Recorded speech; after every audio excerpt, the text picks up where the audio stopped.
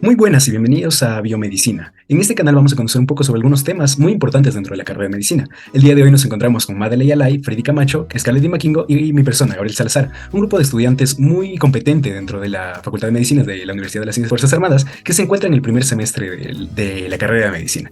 El día de hoy vamos a tratar temas muy importantes dentro del estudio del sistema endocrino, entre los cuales encontramos la introducción al sistema endocrino y también la microbiota intestinal y la obesidad.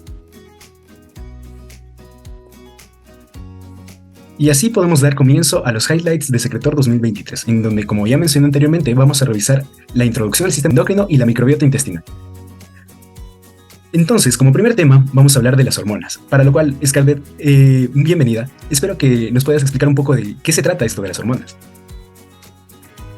Muchas gracias por tu invitación, Gabriel.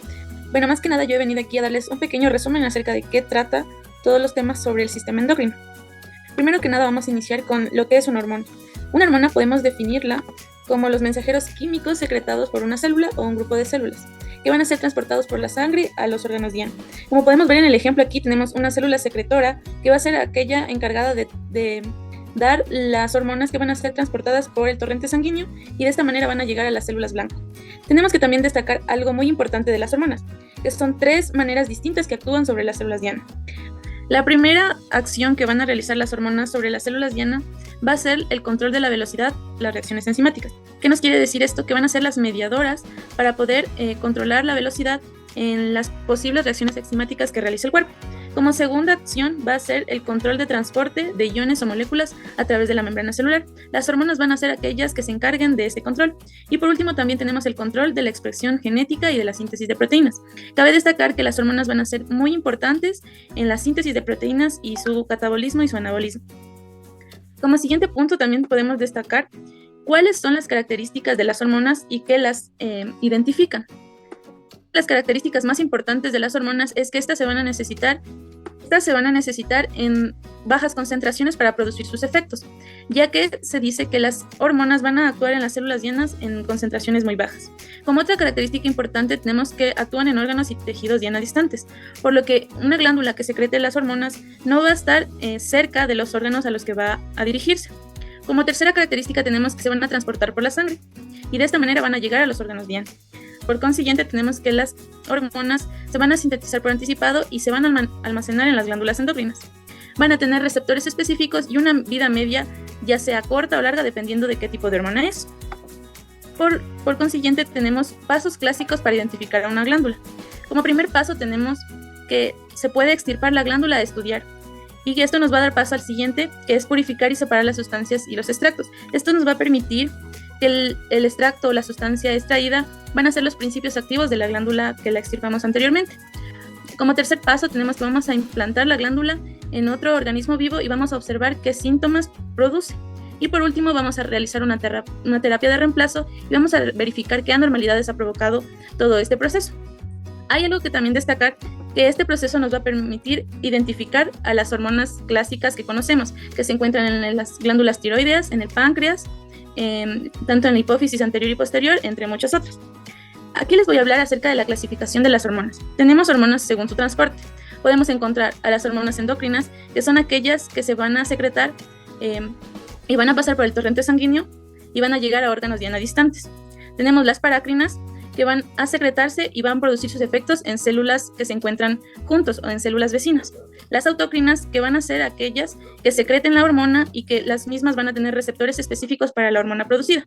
Y también tenemos una hormona según su transporte por contacto, que esto más que nada va a caracterizar a los neurotransmisores. La siguiente clasificación de hormona tenemos según su naturaleza química. Tenemos esteroideas, proteicas y no esteroideas. Dentro de las esteroideas podemos encontrar al cortisol, a la aldosterona, a los estrógenos, a la progesterona y a la testosterona.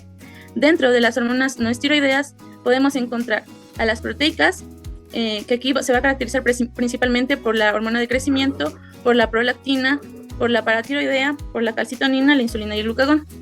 Dentro de las no esteroideas también podemos encontrar a los péptidos, a las derivadas de aminoácidos simples como la adrenalina y la noradrenalina, la metionina y la tirosina. Y dentro de las glucoproteicas podemos encontrar a la folículo estimulante, a la leutinizante, a la tiroestimulante y a la gonadotropina coriónica. Esto más que nada es la clasificación según su naturaleza química, es decir, por lo que van a estar compuestas. Y aquí tenemos también a las hormonas amínicas, que algo que las caracteriza es que van a estar compuestas solamente por un aminoácido, principalmente la tirosina. De aquí se van a derivar las catecolaminas y las hormonas tiroideas. Las catecolaminas lo que van a hacer es utilizar este aminoácido para poder sintetizar este tipo de hormonas, mientras que las hormonas tiroideas van a utilizar iones de yodo para poder sintetizarlas. A continuación les voy a presentar un cuadro en el que podemos tener una comparación entre las hormonas peptídicas, esteroideas y las derivadas de aminoácidos. Vamos a poder ver que la síntesis y el almacenamiento de las hormonas peptídicas van a ser por anticipado y se van a almacenar en vesículas secretoras, mientras que las hormonas esteroideas se van a sintetizar según la demanda y a partir de sus precursores. Dentro de las hormonas amínicas tenemos a las catecolaminas y a las hormonas tiroideas, que estas también se van a sintetizar por anticipado y se van a almacenar en vesículas secretoras. También tenemos qué tipo de liberación tienen dentro de la célula de origen. Las hormonas peptídicas van a tener una liberación por exocitosis, mientras que las hormonas esteroideas van a tener una liberación por difusión simple. Las hormonas amínicas catecolaminas van a tener exocitosis y las hormonas tiroideas van a provenir de una proteína de transporte.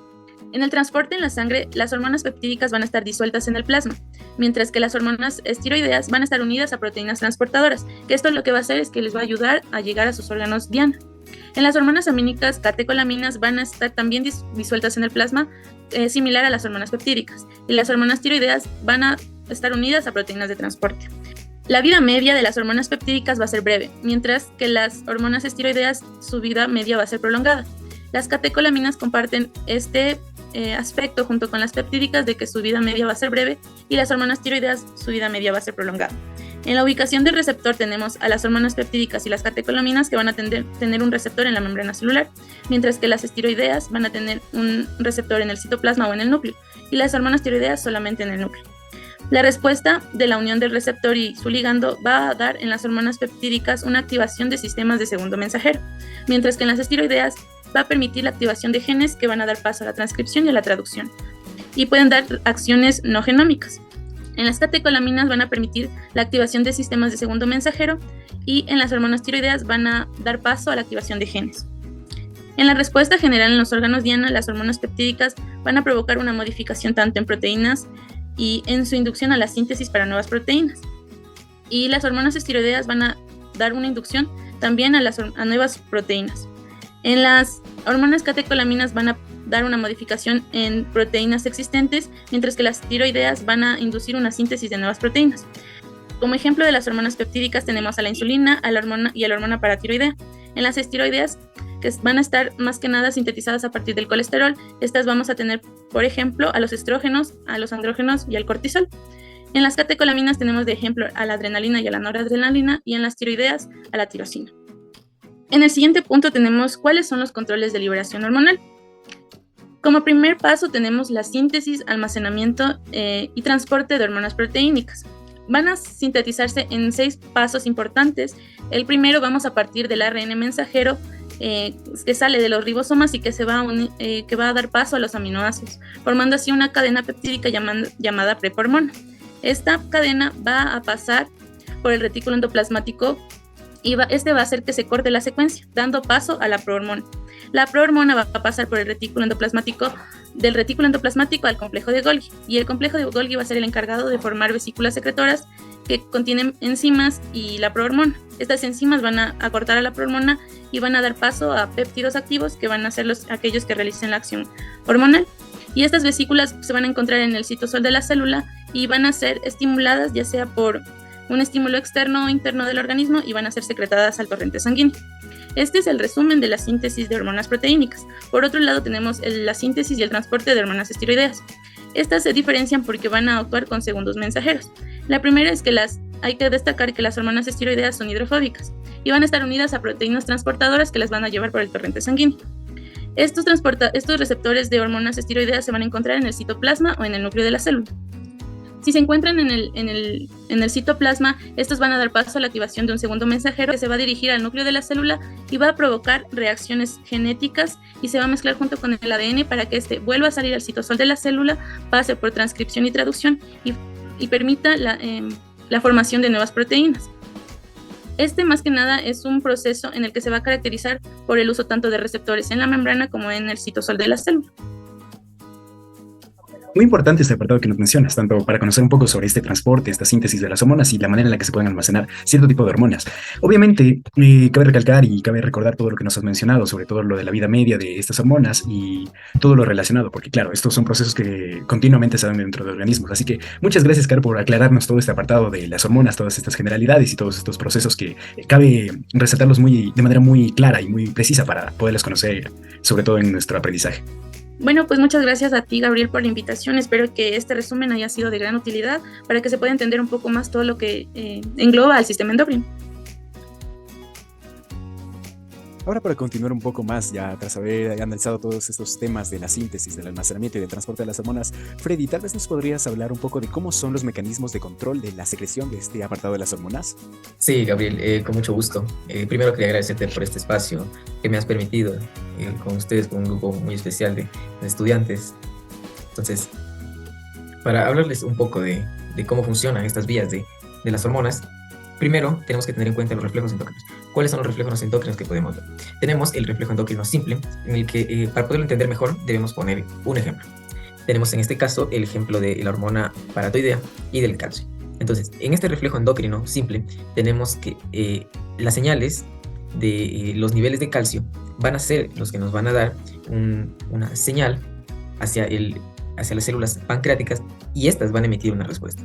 En sí, el sistema de los reflejos endócrinos se basa en señal y respuesta. ¿Cuál va a ser nuestra señal? Nuestra señal siempre van a ser las hormonas, y la respuesta vendría a ser la acción que se va a emitir. En este caso, vemos que los niveles de calcio bajos en el plasma, entonces estos van a activar a las células pancreáticas a que produzcan la paratormona. Esta paratormona va a viajar por el torrente sanguíneo y va a ir especialmente a los huesos y a los riñones, donde va a cumplir una función muy importante, como es la de aumentar los niveles de calcio en plasma. Entonces, una vez que estos niveles se vuelven a elevar y digamos que supera un umbral, estos mismos niveles van a conducir el mismo reflejo de retroalimentación negativa para que esta vía se controle. Entonces vamos a decir que es una vía homeostática.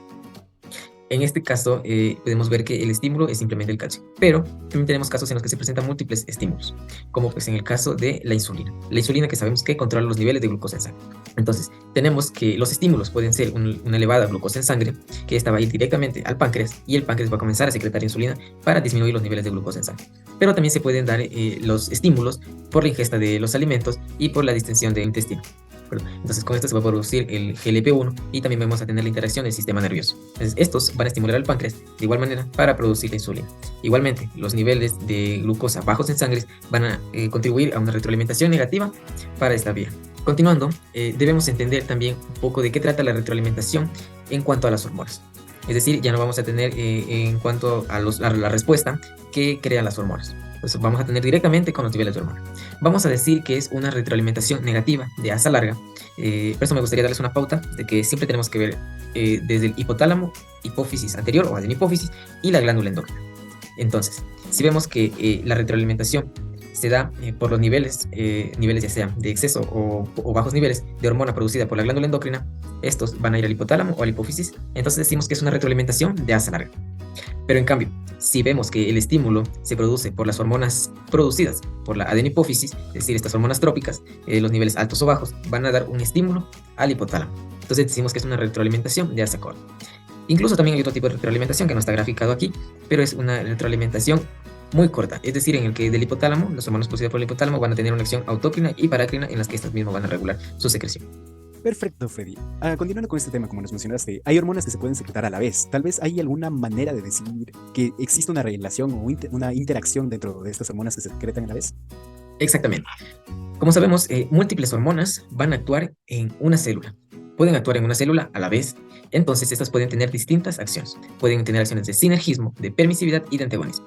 Para explorar un poco dentro de los conceptos, tenemos que sinergismo vendría a ser el efecto en el que dos hormonas muy parecidas, o sea, estas dos hormonas producen un efecto similar, pero teniendo las dos hormonas que actúan por separado y se actúan juntas sobre la célula, no es que se va a dar una suma de sus efectos, sino que se va a dar una potenciación, por así decirlo. Entonces tenemos aquí la analogía de que 1 más 2 no va a ser 3, sino va a ser mayor a 3. Entonces, una cosa más es que dentro del sinergismo no se va a limitar a las hormonas, es decir, también vamos a poderlo aplicar en cuanto a las sustancias químicas para la producción de los fármacos. Vamos también a explicarle un poco más los ejemplos, estamos viendo unos conceptos nomás. En cuanto a permisividad, tenemos que cuando una hormona necesita de la presencia de otra hormona para poder completar su acción o realizar una acción completa. Es decir, las dos se necesitan mutuamente. Y antagonismo, como lo dice su nombre, van a ser hormonas que tienen una relación opuesta. Es decir, aquí podemos ver dos tipos de interacciones que van a tener, como vendría a ser por inhibidor competitivo o por que tienen una acción fisiológica contraria. Es decir, en el caso de la insulina y el glucagón, que lo vamos a ver, la insulina disminuye los niveles de glucosa mientras que el glucagón trata de aumentarlos. Entonces vamos viendo un poco de los ejemplos de sinergismo. En el sinergismo tenemos que la adrenalina por sí sola nos va a elevar la glucosa en sangre, por ejemplo, en unos 5 miligramos por 100 mililitros, mientras que el glucagón en unos 10 miligramos por 100 mililitros. Entonces, en esta acción de sinergismo tenemos que las dos juntas nos van a dar un total de 22 miligramos por 100 mililitros de sangre. Como podemos ver en el gráfico, también nos representa de manera muy interactiva esta relación. En cuanto a permisividad, tenemos el ejemplo de las hormonas tiroideas y las hormonas sexuales en el desarrollo del aparato reproductor, ya sea femenino o masculino. Entonces tenemos, como lo habíamos dicho, las dos hormonas se necesitan. Entonces, la hormona tiroidea por sí sola no va a desarrollar el aparato reproductor, mientras que las hormonas reproductoras por sí solas lo van a hacer, pero es muy demorado. Entonces, si tenemos estas dos hormonas juntas, se va a dar un desarrollo normal del aparato reproductor. En cuanto a antagonismo, como lo habíamos mencionado, tenemos el ejemplo del inhibidor competitivo, en el que una de estas moléculas o nuestros sustratos se une a la enzima, entonces ya no deja unirse a la otra, y aunque esta enzima se haya unido a la primera, no va a activar esta enzima. Entonces es un inhibidor competitivo. Y como había mencionado, el caso de la insulina y el caso del glucagón, que tienen un efecto contrario. El glucagón, mientras trata de elevar la glucosa en la sangre, la insulina hace el efecto contrario, la guarda y disminuye los niveles de glucosa en sangre. Perfecto, Freddy.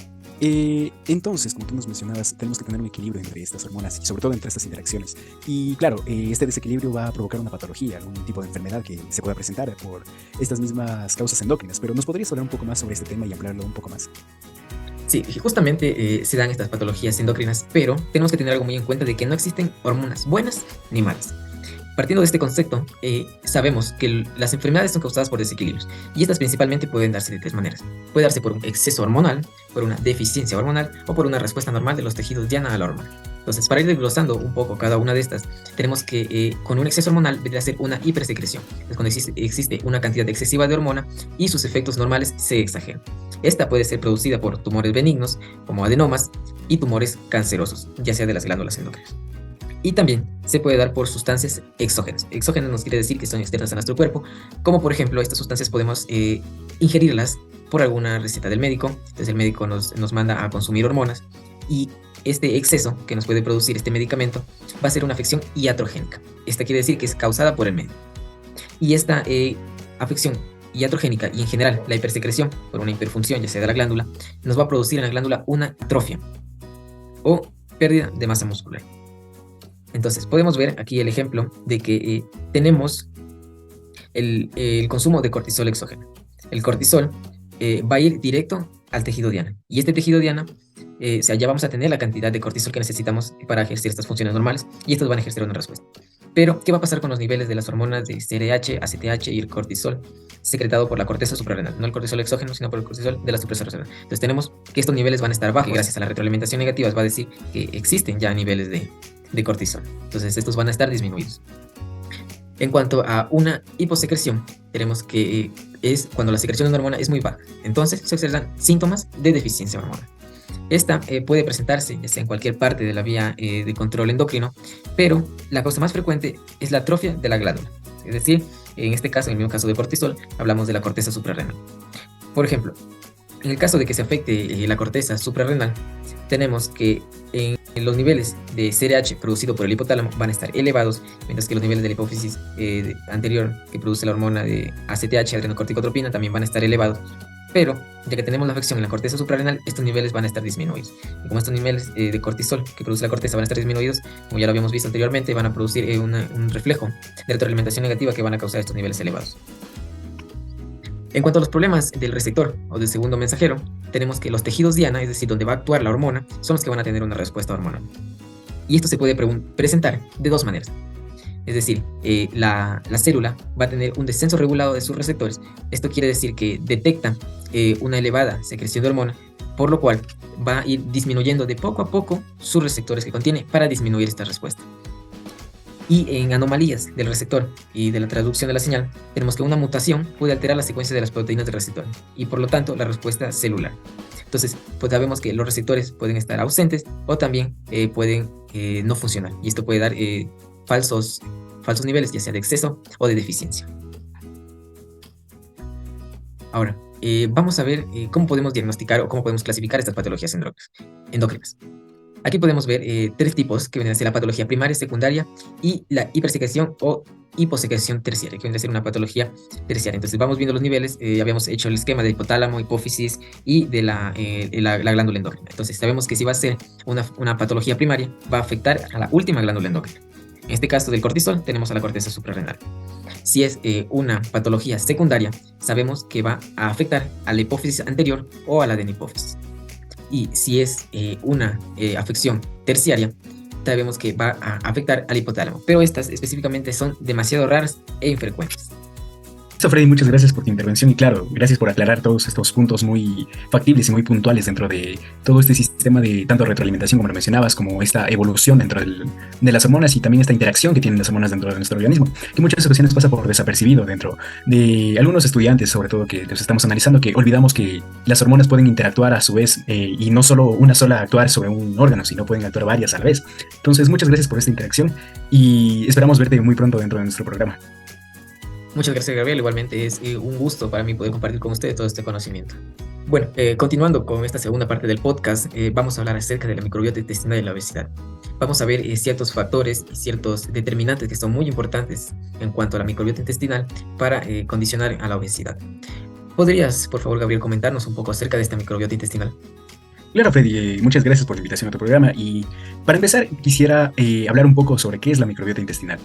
Entonces, voy a darles un poco la definición que podemos tener sobre esta microbiota intestinal, la cual básicamente es un sistema o un ecosistema microbiano. En este ecosistema microbiano tenemos que tenerlo en cuenta que lo vamos a encontrar dentro del tracto intestinal humano. En este ecosistema vamos a tener una gran cantidad de microorganismos de todo tipo, tanto bacterias, hongos, algunos virus, algunas arqueas y algunos protistas. Estos, obviamente, como ya lo mencionó Freddy, van a estar relacionados con la obesidad. Nos podemos preguntar cómo están relacionados estos con la obesidad, pero tenemos que saber que estos nos van a ayudar tanto a la degradación de algunos elementos como a la síntesis y a la absorción de los elementos que estamos consumiendo. Como mencioné anteriormente, esta gran cantidad de microorganismos va a ser diferente dentro de cada persona. No todos vamos a tener la misma cantidad de microorganismos y no todos vamos a tener la misma microbiota dentro de nuestro organismo. Un dato muy importante y muy interesante dentro de este apartado es que el peso total de la microbiota intestinal es de aproximadamente entre 1 y 2 kilos y el número de genes que contiene son más de 100 veces mayor al cuerpo humano. Entonces, como lo mencioné anteriormente, podemos decir que esta microbiota va a afectar y va a estar relacionada con la obesidad de una gran medida. Aquí, como podemos ver en esta imagen, podemos ver que la microbiota de una persona normal, de una persona con normo peso, que significa que va a tener peso normal, un peso que para su estatura es el peso correcto que debería tener una persona, va a tener una gran cantidad de microorganismos en comparación a la cantidad de microorganismos que tiene una persona obesa. Tenemos que entender que la persona con obesidad básicamente va a tener una disbiosis. ¿Qué es una disbiosis? Es un desequilibrio dentro de su microbiota intestinal. Entonces, la microbiota, como ya lo mencionamos, es una microbiota alterada, es la que va a afectar, esta disbiosis, esta falta de ciertos microorganismos dentro de la microbiota va a afectar a la persona, tanto a algunos aspectos que ya lo vamos a mencionar en la siguiente diapositiva, que va a hacer que la persona siga y pierda esta efectividad de mantener y de conservar un peso normal y vaya aumentando su peso y por ende vaya obteniendo este trastorno que es la obesidad, que va a afectar a muchos aspectos dentro de nuestro organismo. Entonces, como ya mencioné anteriormente, la disbiosis de la microbiota va a provocar una mayor probabilidad de tener obesidad, pero esta disbiosis va a tener 4 puntos específicos. Va a alterar como tal la homeostasis energética, que ya se va a mencionar, va a alterar también la síntesis y almacenamiento de los lípidos, que claro, es una parte muy importante y que de hecho es la razón fundamental de que en la obesidad veamos un aumento excesivo del peso del paciente. También vamos a tener una alteración del apetito central y la regulación del comportamiento alimentario, ya que en muchas ocasiones el paciente, o al menos el cuerpo del paciente, reacciona como que no hubiera consumido ningún tipo de alimento, y esto va a provocar que decida consumir más alimentos y esto va a empeorar su condición, y vamos a tener una inflamación crónica de grado bajo. Es muy importante lo que has dicho, Gabriel, es realmente relevante y mira estos datos nuevos que nos has comentado. Tenemos una gran cantidad de microorganismos en nuestro cuerpo que interactúan a diario con nosotros y estos tienen una gran relevancia también para nuestro estado de salud. Sí, Freddy, claro, es muy importante como tú mencionas, porque muchas personas ignoran esto cuando estamos hablando de síndromes metabólicos como por ejemplo la obesidad. Y muchas gracias por haberme invitado a este programa y espero que haya quedado muy claro este apartado. Sí, muchas gracias, Gabriel. Muy importante este gran aporte que nos has hecho en cuanto a microbiota intestinal y la obesidad. Ahora, para poder continuar en este proceso de entendimiento del papel de la microbiota y las alteraciones, cómo nos influye esto en la obesidad, ¿podrías comentarnos, Madeleine, un poco acerca de qué trata esto de la homeostasis energética y su papel, cómo influye sobre la obesidad? Sí, Freddy, yo te voy a decir cómo la microbiota intestinal va a producir lo que es una alteración en la homeostasis energética. Entonces, nosotros tenemos que la microbiota intestinal va a estar alterada, esto de aquí proseguir con la obesidad. Y esto va a hacer que se dé lo que es la ingesta energética y al mismo tiempo va a haber lo que es una disminución del gasto energético. En la siguiente diapositiva se podrá visualizar aquí. Cuando nosotros vamos a tener lo que es un aumento de la absorción de la energía digerible, vamos a tener van a ver que los abundantes transportadores de nutrientes y junto con varias enzimas de fermentación primaria que son causadas por la alteración de la microbiota, estas de aquí van a mejorar lo que es la eficiencia de la absorción de la energía digerible. Va a inactivar lo que es la vía de la señalización que va a estar mediada por los TGRs, la cual esta de aquí se va a dar lo que es en el tejido adiposo marrón y así se va a dar lo que es una reducción de la mitocondrial. También va a haber una disminución de la termogénesis y el descubrimiento del tejido adiposo blanco. En relación a lo que es la microbiota intestinal, también vamos a tener a los probióticos y los prebióticos. Entonces, ¿cómo estos van a tener relación con la microbiota intestinal? Primero, ¿qué van a hacer los probióticos? Los probióticos, estos de aquí van a ser los que son microorganismos vivos, en la cual estos de aquí van a producir lo que es un beneficio al huésped, que sea uno mismo. Estos de aquí van a incrementar lo que es la función de la barrera y también van a sintetizar lo que es las sustancias amicrobianas. Y en cambio, con los prebióticos, estos de aquí van a ser ingredientes que no son digeribles, pero van a ayudar a lo que es un alivio de la disbiosis. Estos de aquí van a estimular lo que es el crecimiento de las especies beneficiosas, la microbiota. Así también estos van a ayudar a lo que es a la mejora de la microbiota intestinal y a mejorar la función intestinal. Qué importante que nos has dicho, Madeleine, esto de los prebióticos y los probióticos y también de cómo influye la homeostasis energética para la aparición de la obesidad. Son muchos de estos factores que tenemos que tener en cuenta para prevenir, en parte, estos trastornos metabólicos. Te agradezco inmensamente por tu participación. Muchas gracias, Freddy, a ti por permitirme este espacio. Y muchas gracias, Maddy, muchas gracias, Fede, por presentarnos este tema muy agradable. Gracias a todo este público que nos ha sintonizado durante este programa. Esperamos que haya sido de su agrado, que se haya entendido, que se haya comprendido sobre todo todos estos temas que hemos tratado el día de hoy, porque son muy importantes y muy relevantes dentro de nuestra formación como futuros médicos y sobre todo para conocer más sobre este sistema endocrino y sobre la actuación de la microbiota intestinal y su relación con la obesidad. Esperamos volverlos a ver pronto dentro de un nuevo programa con otros temas muy interesantes.